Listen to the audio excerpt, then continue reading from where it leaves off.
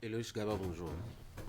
William, bonjour. Eric, bonjour. Bonjour, Tanguy. On a deux sujets à évoquer, mais il me plairait bien qu'on aborde un troisième, et cela concerne fondamentalement notre profession avec cet élément, cette statistique, je veux dire, pas très intéressant, en tout cas pour la profession, c'est avec le Figaro national qui nous fait remarquer ce matin que dans le monde des médias, on a quand même enregistré 24 journalistes décédés en l'espace seulement de 8 mois. On va se demander qu'est-ce qui se passe au niveau de la profession. Mais commençons déjà, pour ne pas être très nombréliste, commençons déjà par les sujets qui concernent tout le monde. Il y a que le gouvernement a déposé sur la table des députés un projet de loi qui va désormais organiser la chefferie traditionnelle dans notre pays. Le Gaba, la fin, je dois dire, des rois de quartier et des rois de chambre à coucher. Je dirais même des rois de petites ruelles. Oui, voilà, justement. Parce qu'effectivement, on a eu cette vague de roitelets, des rois de famille, justement. On en a eu tellement eu. Et n'importe qui peut se lever du jour au lendemain, s'accoutre et subitement devient le roi de sa collectivité, le roi de toute une petite famille. Donc, il devient sa majesté. Il devient sa majesté à lui, justement. Donc, et effectivement, ça a commencé par jeter véritablement l'opprobre sur cette constitution africaine qui était mise en place depuis la nuit des temps et qui, d'une certaine manière, organisait la société. Vous voyez, jusqu'aujourd'hui, quand vous regardez, quand vous observez un peu la constitution de notre société, vous allez remarquer qu'il y a des rois dans certaines régions que vous ne pouvez pas défier parce que vous savez, vous reconnaissez et vous connaissez leur autorité. Mais dans d'autres localités, vous voyez des rois, vous avez à la limite envie de leur demander, vous êtes roi de qui ou de quoi? Et qui sont vos sujets et jusqu'à quel niveau avez-vous votre autorité? Donc vous savez, c'est pour vous faire comprendre que à un moment donné, il fallait arrêter la saignée parce que c'était devenu effectivement une vraie pagaille, comme le dirait l'autre, et rétablir l'autorité de la chefferie traditionnelle, qui n'est pas des moindres. Ailleurs, je veux nommer par exemple, je veux citer par exemple le Burkina Faso, où le Mogonaba est l'une des autorités les plus respectées.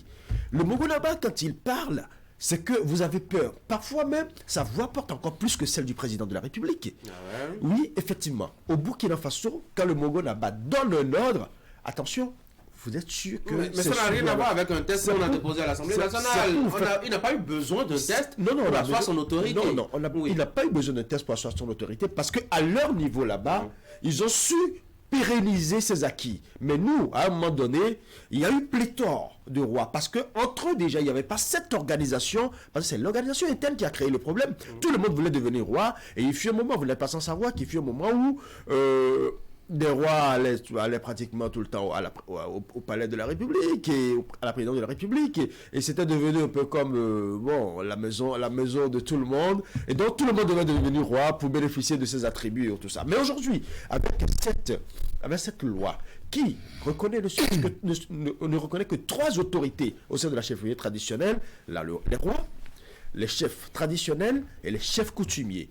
Maintenant, c'est bien délimité. On sait qui est roi, qui est chef coutumier et qui est chef traditionnel. À partir de cet instant, quel que soit votre accoutrement, on doit pouvoir savoir avec précision qui vous êtes et quelle autorité vous incarnez au sein de la chefferie traditionnelle.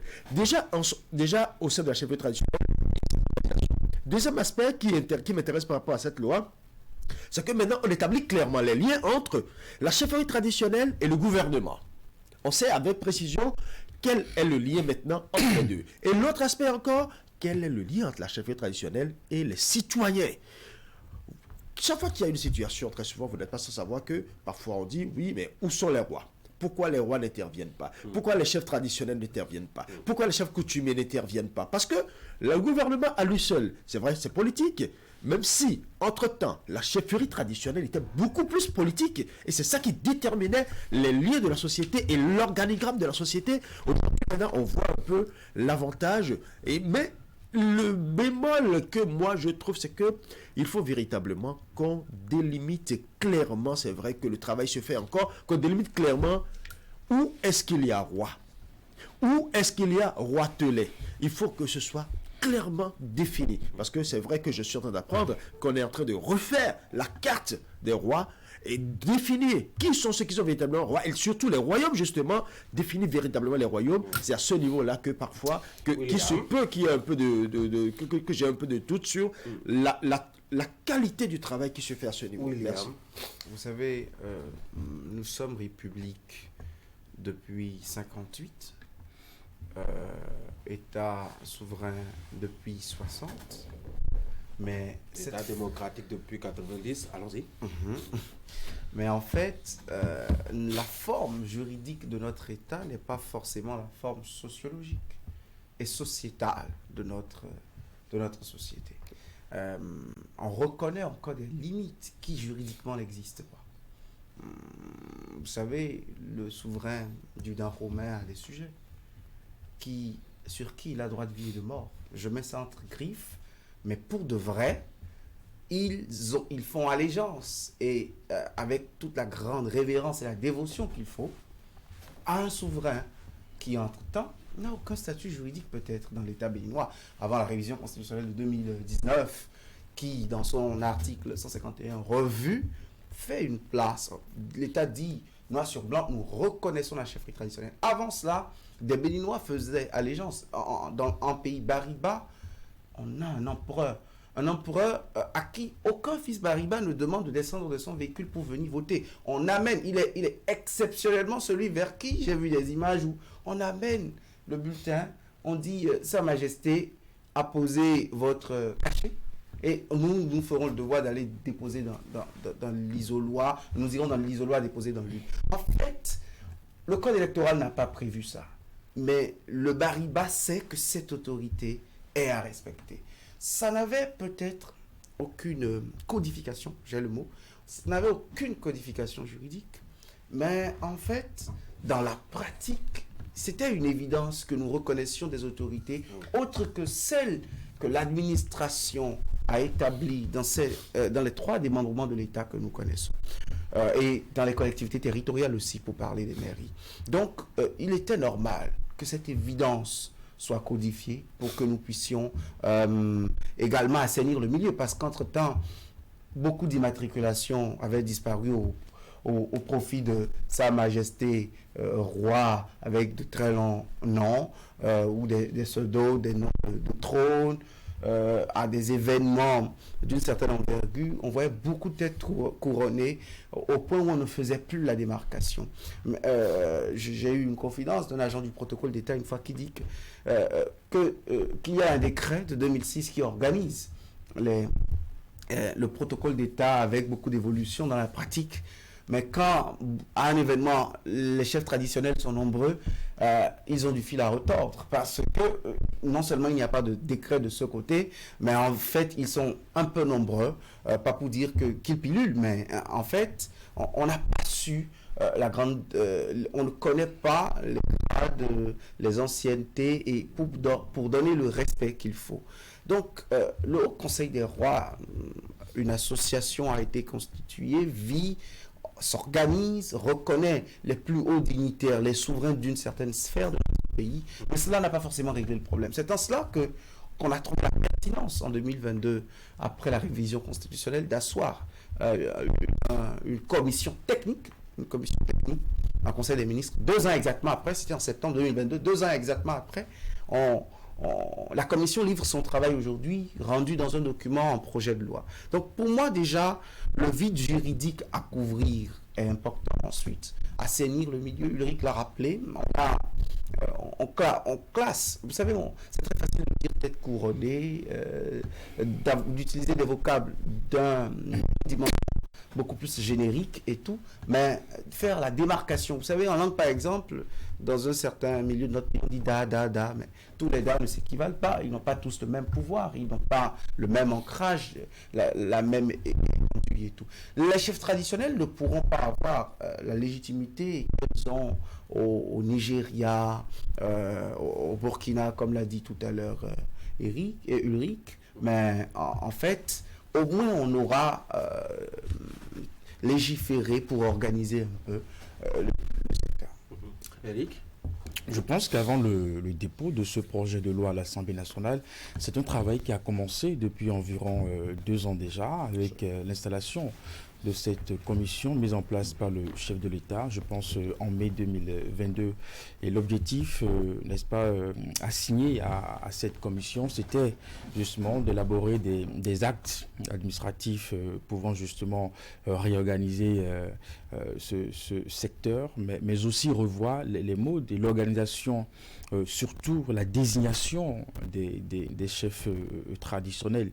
Et puis, nous savons que le constat qui a été fait avant l'installation de cette commission, William a commencé par l'évoquer. Je me rappelle plus combien de fois on s'est désolé de voir, comment on dit, les chefs traditionnels devenir des perroquets, des hommes politiques. Combien de fois on s'est désolé de constater que comment on dit, les attributs d'un roi, d'un chef traditionnel, n'est-ce pas, sont devenus enfin de plus en plus banalisés. En tout cas, autant de choses qui réduit un peu l'image de cette organisation de notre société, et qui, comme nous savons, est quand même très important pour l'équilibre de notre environnement. Il y a des questions pour lesquelles il faut forcément aller s'adresser à un roi pour sans doute recevoir ses conseils, ses orientations, n'est-ce pas, pour trouver des solutions. Les politiques, en tout cas ceux que nous avons nommés ou élus à la tête des différentes institutions de l'État, n'ont pas des solutions à tous les problèmes. On m'a raconté une histoire où on a envoyé un commissaire dans une localité et il n'arrivait véritablement pas à trouver des solutions à la grande criminalité. Il s'est résolu à aller voir les sages de cette localité qui l'ont aidé justement à trouver des solutions à régler ce problème pour la sécurité des populations. C'est vrai qu'on a trouvé cette forme intelligente, William l'a évoqué aussi, en l'absence des tests de cadre juridique, d'organiser notre société en parfaite harmonie avec ces organisations traditionnelles qui, comme je le disais, sont des organisations assez importantes. Donc, il fallait justement faire le point de l'existant et voir dans quelle mesure il faut encadrer tout ceci de façon juridique et mettre chaque acteur, n'est-ce pas, dans un rôle donné pour qu'il n'y ait plus justement ce que nous déplorons.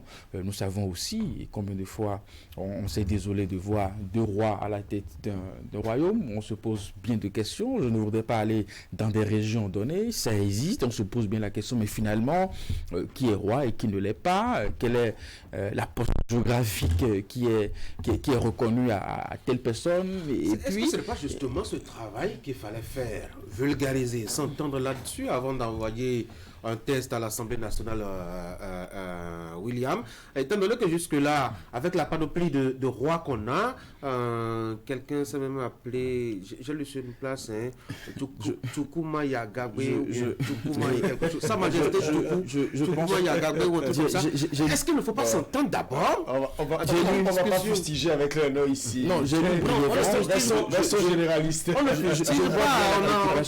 J'ai vu brièvement la réaction du porte-parole qui disait que le projet ne va pas remettre en cause l'existant. Okay. Donc je suppose que l'existant, c'est quoi? Les milliers de rois qu'on a là, oui, parce que quelque chose là. Si on ouvre véritablement cette fenêtre, on va s'isoler vraiment dans une série de polémiques à ne point fini. Donc je pense qu'il a dit que le projet ne va pas remettre en cause l'existant.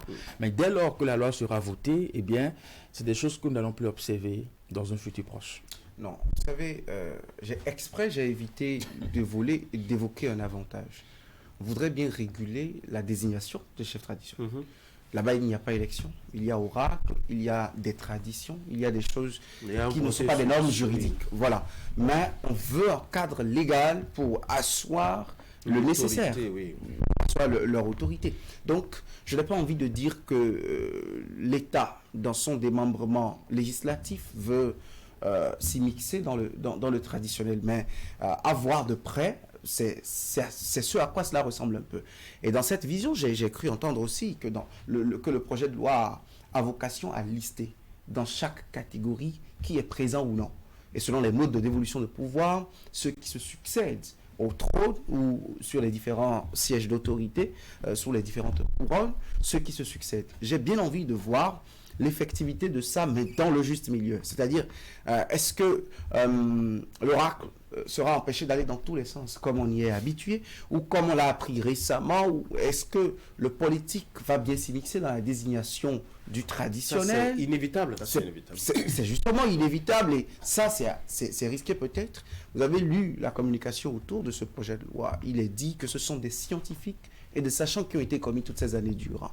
J'ai parcouru le décret, je n'ai pas vu les noms. C'est sûr que d'autres textes réglementaires spécifiques... Et ma question, c'est est-ce qu'on n'aurait pas dû éclaircir le paysage là, avant d'envoyer un test à l'Assemblée nationale? Et là, on sait, c'est-à-dire qu'on a identifié sur le Bénin, enfin, dans tout le Bénin, un certain nombre de royaumes très clairs qu'on connaît. On sait que là-bas, on aura des rois, plutôt que d'avoir une vingtaine, une trentaine. On n'a jamais eu 20 royaumes au Bénin, hein, de toute l'histoire de cet espace géographique. Qui a dit ça? Dans le sud, 20 royaumes. Dans le sud, on avait Savi, on avait Alada.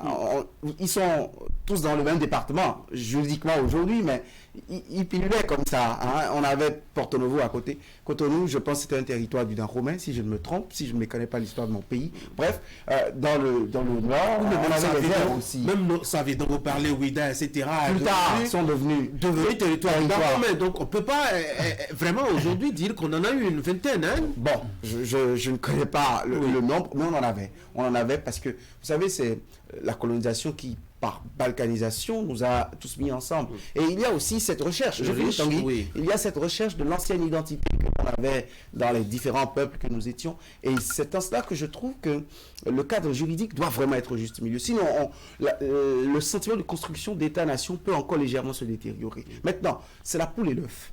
Il se peut que la loi soit le fondement juridique sur lequel l'État se base pour pouvoir assainir, dénombrer. Il se peut aussi que le dénombrement, le recensement exact aide à codifier de la meilleure façon, de la façon la plus précise.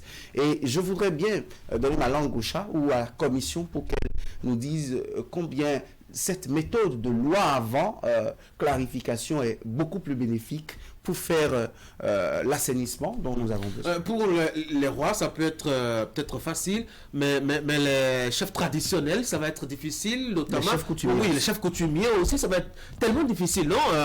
Si je m'inspire, enfin, si je me réveille un beau matin et que j'ai été inspiré par je ne sais quel dieu qui m'a demandé désormais de sauter sur un pied pour marcher, et que parce que peut-être c'est la tradition, j'ouvre mon couvent et j'initie des enfants, voilà, ça ne peut pas être en fonction d'une loi qui existe, non.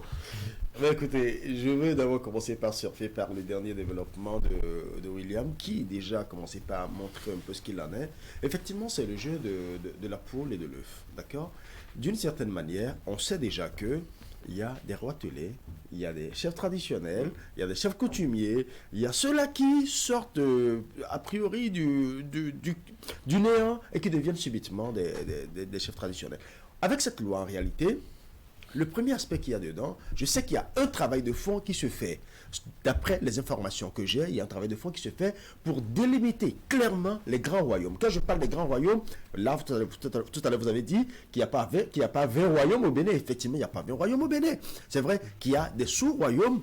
Et quand vous regardez bien l'histoire, quand vous consultez l'histoire du Bénin, vous allez constater qu'il y a des grands royaumes, de grands rois, mais qui ont des ministres, des sujets ou des chefs cantons, merci. Des chefs cantons. Oui. Parce que quand, tout à l'heure, William parlait des DA qu'on entend un peu partout, mais en réalité, les DA n'ont pas le même niveau, les mêmes grades. Et les mêmes statuts. Et les mêmes statuts, voilà. Donc, quand quelqu'un se dit DA, observez un peu, je vous donne un exemple très simple. Je vais prendre le royaume Batombo, d'accord? Quand vous allez à la Gani, par exemple, il y a ce qu'on appelle les taras. Les taras qui sont un peu cette forme de louange à travers les trompettes qu'on fait. Si je suis à un niveau donné, je suis une dignité à un niveau donné qui suis respecté a priori dans ma zone ou peut-être dans ma localité et que je descends, on commence par jouer mon tara, d'accord? À un moment donné, quand un dignité supérieur à moi vient, systématiquement mon tara s'estompe pour que son tara prenne.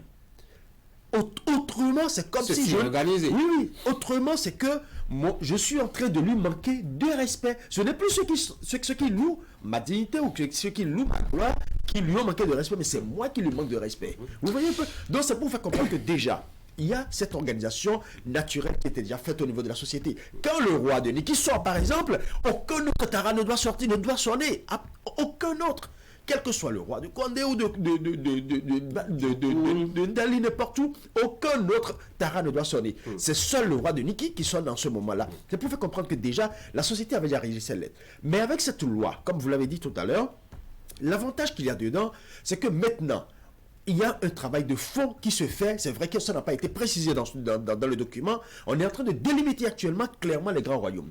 Mais après avoir délimité les grands royaumes, on saura maintenant où sont les cantons. Ceux-là qui sont sous d'autres royaumes. Maintenant, quand nous venons au chef traditionnel, c'est le moment justement de réorganiser le couvent. C'est le moment pour nous maintenant de savoir qui fait quoi, dans quelles règles donner. Vous savez, des gens qui se lèvent du jour au lendemain et qui subitement disent « je suis inspiré par telle divinité, je suis inspiré par telle et autre, tout ça ». Non, mais il y a des responsables de ces divinités, il y a des responsables de ces cultes-là. Ils se rapprochent parce que rien ne se fait au hasard. Nous sommes dans un pays de droit. Et c'est justement parce qu'à un moment donné, tout le monde est devenu Rounogan, tout le monde est devenu Rouvi. On ne sait plus exactement qui fait quoi, qui ne fait pas quoi, dans quel pays. Et là, justement, on a vu l'actualité nous a rattrapé. L'actualité nous a rattrapé. Tout le monde est devenu Rouvi,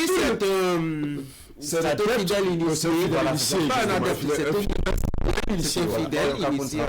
Donc, quand nous nous retrouvons dans ce sillage-là maintenant, on peut dire avec précision, nous avons tel nombre de grandes divinités ou de grands cultes. Voici l'organigramme. On sait maintenant que quand on parle, par exemple, je prends par exemple les 4 élémentaux qui constituent souvent la démarcation des divinités. C'est-à-dire, quand on prend le côté terre, Sakwata et consorts, on sait qu'il y a une chefferie qui dirige. Celui qui dit subitement je suis adepte ou je suis chef de culte Sakwata, on doit pouvoir le suivre dans l'organigramme. Donc je pense que c'est un travail qui se fait. Sous les chefs traditionnels, il y a les chefs de culte. J'y ai pensé. Je me demande, parce que pour moi, les cultes ne sont pas si saisissables. C'est difficile. Est-ce que sous les chefs traditionnels, on aura les chefs de culte? Parce que... Oui, les cultes sont bien connus. Hein? Les divinités sont bien connues. C'est vrai que j'ai dit tout à l'heure qu'il y en a qui en inventent. Mais les divinités originellement sont bien connues et le répertoire est fait. Oui, le panthéon est clairement défini. Oui, et en fonction du panthéon, on sait avec sont systématiquement liés.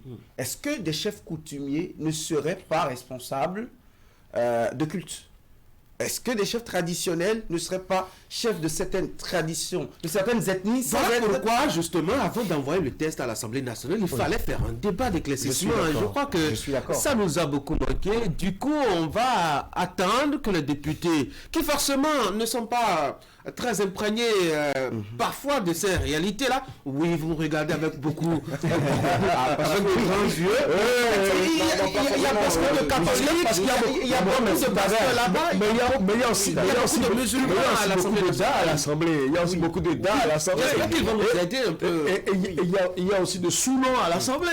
On suit toujours le regard. Oui, nous avons un peu de tout à l'Assemblée. Vous avez des députés qui sont très impliqués dans les rites traditionnels au niveau de leur localité, comme vous en avez, qui sont les citadins. Justement assis à l'Assemblée nationale. Ils ont beaucoup le soutien des bénédictions de rois de royaume. Et c'est peut-être là que nous demandons à des gens qui peut-être ont aussi le point de vue sur la gestion, n'est-ce pas, qu'ils pensent de ce milieu et qui vont justement légiférer sur cette loi. Et, j'imagine qu'à la fin de l'examen de cette loi, un député retourne dans son royaume et que son roi a voté une loi ou maintenant à travers cette loi, mon royaume disparaît ou ma couronne de tête couronnée royaume s'est effrité. Royaume 26. Voilà, mon royaume disparaît. Mais ici, on aura fait une avancée, tout au moins. Ici, on a considéré les esprits pour continuer à l'Assemblée nationale. La loi envisage de créer une chambre par rapport justement à ce volet-là. C'est là oui, est-ce que c'est vraiment pertinent? Est-ce que vous ne pensez pas qu'à un moment donné, sinon, qu'immédiatement cela engendrerait des conflits? entre les acteurs impliqués et manipulé directement par les hommes politiques. C'est d'ailleurs par partir d'eux qu'on a eu la naissance de rois ateliers et de rois un peu partout dans les quartiers. Ouais, même à Cotonou. Je ne sais pas s'il y a un un roi à Ménoté, le roi de Ménoté. C'est Dada Agoy. Oui, d'où déjà. Ah non, Dada Agoy, lui, c'est il n'est pas à Ménoté en tout cas. Oui. Je pense que nous ne serons jamais loin des manipulations. Malgré tout le travail qui est peut-être fait par la commission, nous parlons des hommes, nous parlons des humains, et c'est aussi des questions d'intérêt, ce niveau de chefferie. Je pense que la question que vous avez posée avant souligne bien la nécessité de cette chambre qui va gérer justement les prérogatives, qui est qui et qui fait quoi justement. J'imagine qu'au niveau de cette chambre, nous aurons des chefs traditionnels peut-être reconnus par l'ensemble des autres chefs traditionnels qui sont vraiment des gens assez outillés, maîtrisent bien ce milieu et qui pourront désigner X ou Y, n'est-ce pas, et lui attribuer véritablement un rôle. Je pense que pour le reste, les acteurs aussi doivent pouvoir comprendre que si nous sommes en train de comprendre qu'à travers cette réforme, on veut mettre plus de lumière, de clarté dans ce qui est traditionnel de chez nous, et que nous parlons aussi de nos religions endogènes, et que nous savons que dans d'autres religions, nous avons pratiquement les mêmes organisations. On sait comment on devient prêtre dans l'Église catholique, c'est tout un processus, toute une cérémonie, et donc on peut comprendre que aussi que les acteurs puissent accompagner la réforme, et qui va permettre que, en le sein, qu'on ne puisse... vous savez, à l'occasion des grands événements, quand on veut disposer des sièges, on réfléchit beaucoup en ce qui concerne les chefs traditionnels. Parce qu'on ne sait pas qui il faut mettre devant, qui il faut mettre derrière, qui il faut faire ceci, qui... Parce que le protocole qui se donne, toutes les peines. Et c'est souvent le 10 janvier que les journalistes ont ce problème. Parce que ils portent pratiquement les mêmes noms, chef traditionnel, chef de ceci. Mais après, franchement, parfois, nous-mêmes, on arrive à faire la part des choses à travers l'habillement. Quand vous voyez quelqu'un qui est plus lourd que l'autre, on se dit, bon, donc c'est là la quantité de comment on va faire? On n'a pas les moyens de faire la part des choses. Alors que la lourdeur de détermine. Oui, ou bien,